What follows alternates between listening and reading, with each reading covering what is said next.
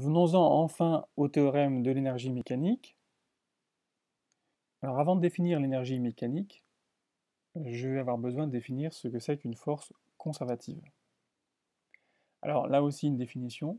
On dit qu'une force F est conservative si elle s'écrit sous la forme d'un gradient. Alors, qu'est-ce que ça veut dire s'écrire sous la forme d'un gradient?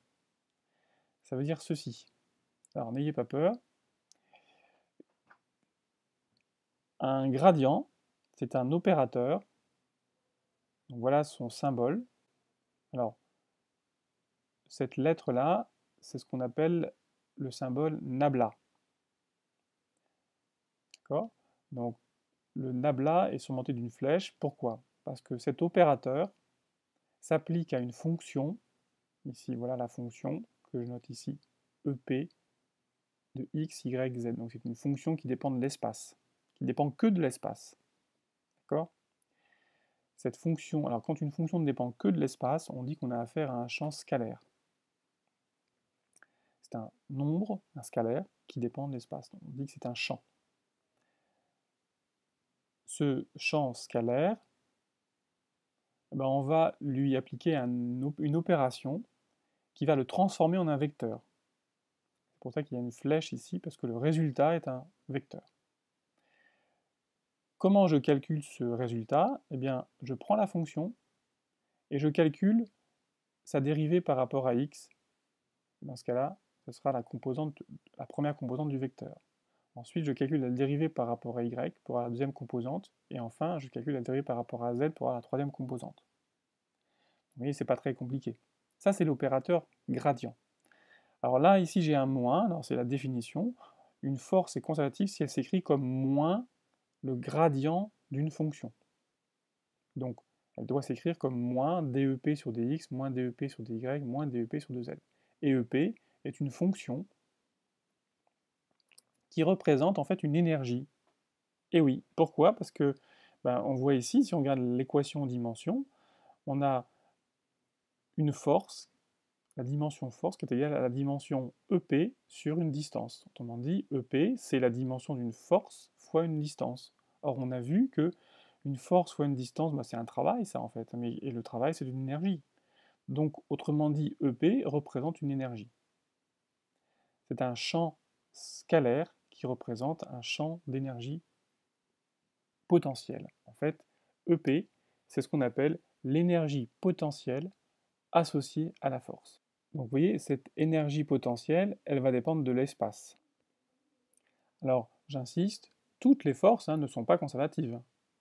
Certaines d'entre elles le sont. Quand elles le sont, elles s'écrivent comme cela, et on peut leur associer une énergie potentielle.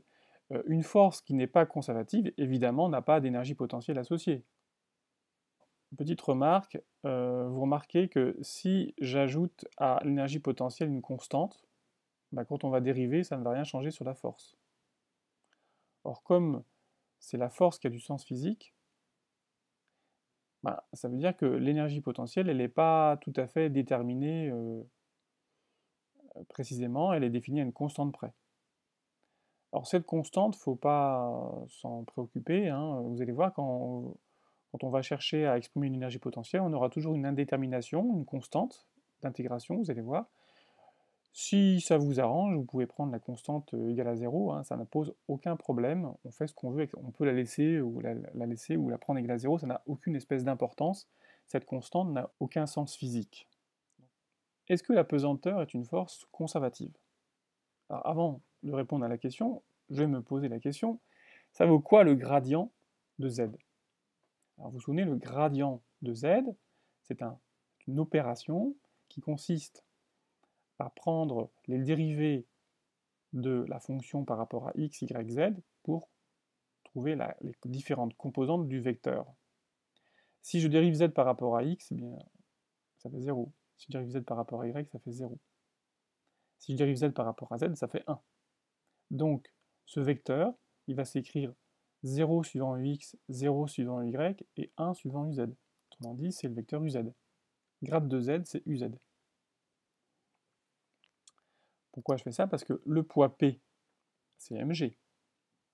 Si je prends un axe Z qui est dirigé vers le haut, sachant que la pesanteur est vers le bas, ben, je vais écrire mg égale moins mg uz.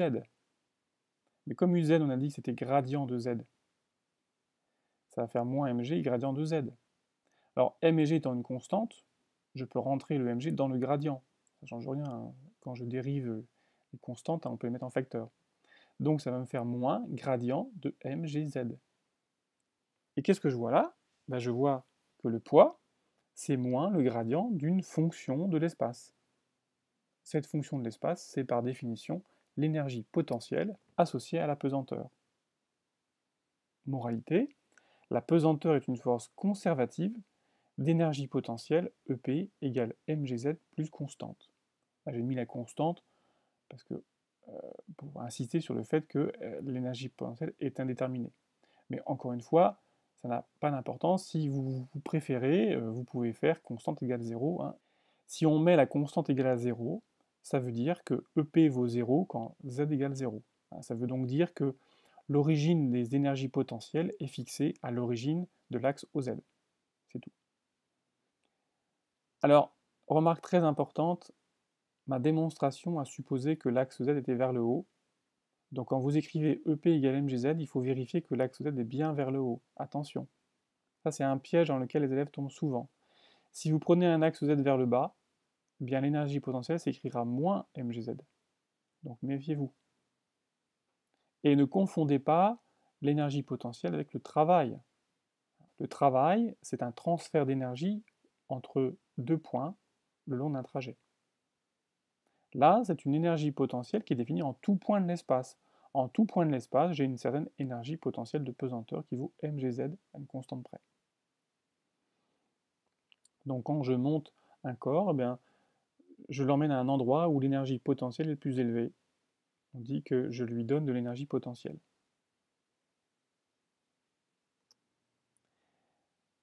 Alors pourquoi j'ai eu besoin de définir des forces conservatives? Parce que vous allez voir, ces forces, elles ont une propriété intéressante.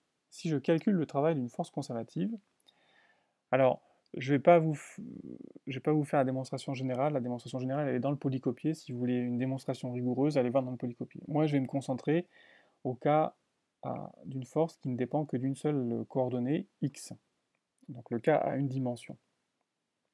Si la force dépend que d'une seule variable, x, ça veut dire que elle s'écrit comme moins gradient d'une fonction qui dépend que de x. Si je calcule le travail de la force entre deux points A et B qui sont, ces deux points-là, ils ont des abscisses particulières.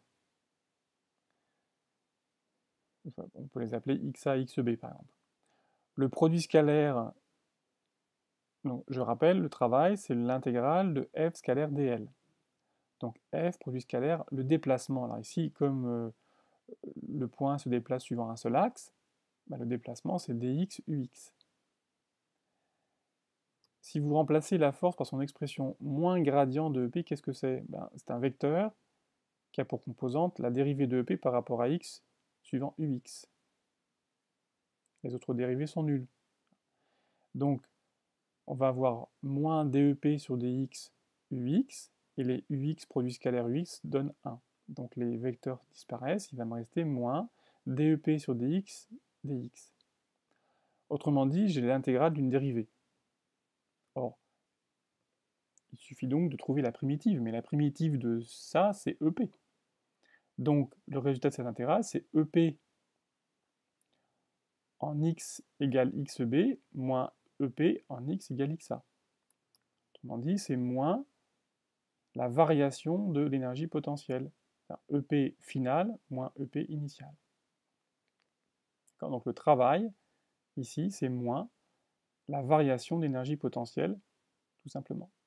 Alors ce résultat-là, il se généralise, vous pouvez vérifier. Donc on peut toujours écrire, pour une force conservative, le travail de cette force, c'est moins la variation d'énergie potentielle. Alors première conséquence importante, puisque le travail ne dépend que de l'énergie potentielle à la fin et à l'arrivée, eh bien il ne dépend pas du tout du trajet. Il dépend juste de la valeur de EP en A et de la valeur de EP en B. Donc il ne dépend que des points A et B, et de l'énergie potentielle, donc de la force, mais il ne dépend pas du tout de la forme du chemin. Et ça, c'est général, en fait. Toutes les forces conservatives ont un travail qui ne dépend pas de la forme du chemin. Et d'ailleurs, vous vous souvenez, on avait déjà vu que le travail du poids ne dépendait pas de la forme du trajet, et effectivement, on a vu que le poids est une force conservative puisqu'elle dérive d'une énergie potentielle qui vaut mgz. Donc c'est complètement cohérent. Par contre, le travail d'une force de frottement, on l'a vu sur un exemple, dépend du chemin. Ça veut donc dire que la force de frottement ne peut pas être une force conservative. Et de manière générale, toutes les forces de frottement sont des forces non conservatives.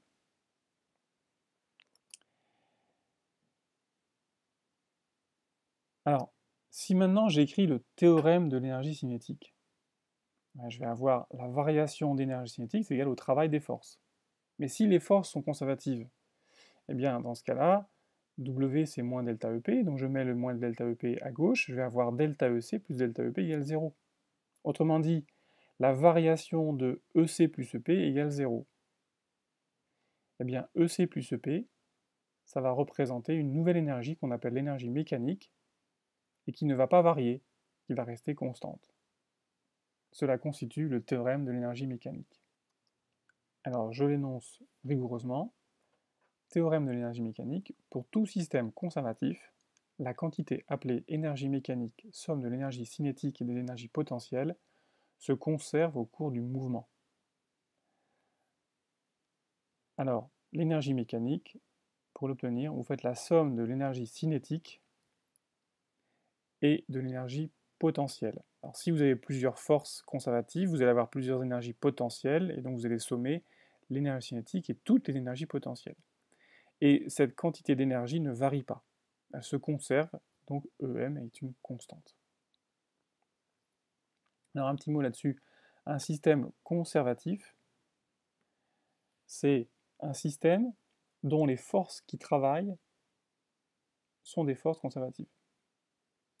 J'ai bien dit dont les forces qui travaillent. On peut très bien avoir des forces non conservatives, mais si elles ne travaillent pas, ce n'est pas un problème, puisque si elles ne travaillent pas, en vertu du théorème de l'énergie cinétique, il n'y aura pas de terme de travail dans l'expression du théorème de l'énergie cinétique. Et donc, on aura aussi conservation d'énergie mécanique.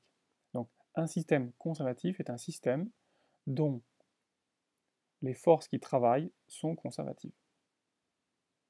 Vous voyez, ce qui est intéressant dans ce théorème, c'est que ça exprime une loi de conservation. J'insiste, ici, le système n'est pas isolé. Le système, il est conservatif, c'est-à-dire qu'il subit des forces, donc il n'est pas du tout isolé. Le système n'est pas isolé, il subit des forces. Donc par exemple, la quantité de mouvement n'est pas constante, elle ne se conserve pas. Mais ce qu'on montre, c'est que dans ce cas-là, l'énergie mécanique se conserve. Donc vous voyez, on vient de trouver une autre loi de conservation que celle de la masse, par exemple. La masse se conserve. Ben là, on vient de trouver qu'en plus, l'énergie mécanique se conserve. Donc si vous voulez, c'est une propriété qui se cache, en fait, qui se cache dans les lois de Newton. Alors, si le système n'est pas conservatif, c'est-à-dire que si parmi les forces qui s'exercent sur le corps, certaines d'entre elles sont non conservatives. Eh bien, si vous écrivez le théorème de l'énergie cinétique, vous allez trouver ceci. Si vous réarrangez les termes, vous allez trouver simplement que la variation d'énergie mécanique, ça, qui est toujours définie de la même manière, vous sommez l'énergie cinétique et les énergies potentielles. La variation d'énergie mécanique, c'est simplement le travail des forces non conservatives. Attention, ne mélangez pas le théorème de l'énergie cinétique et le théorème de l'énergie mécanique. Le théorème de l'énergie cinétique dit que la variation de l'énergie cinétique, c'est la somme de tous les travaux. Le théorème de l'énergie mécanique dit que la variation d'énergie mécanique, c'est égal au travail des forces non conservatives. Et si les forces non conservatives ne travaillent pas, ou s'il n'y en a pas, eh ben ça fait 0, et donc l'énergie mécanique se conserve. La prochaine fois, nous verrons quelques exemples d'application de ce théorème de l'énergie mécanique, nous verrons à quoi ça sert.